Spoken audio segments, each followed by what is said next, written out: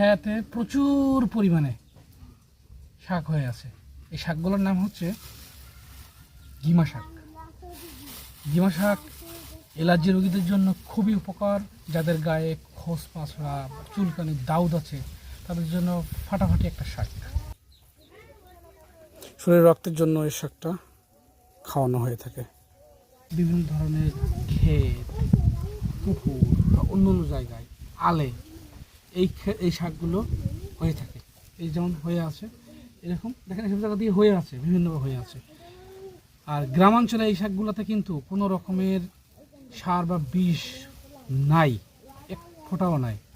এগুলো সম্পূর্ণ অর্গানিক। এই শাকগুলো যত পারা যায় খাওয়া উচিত।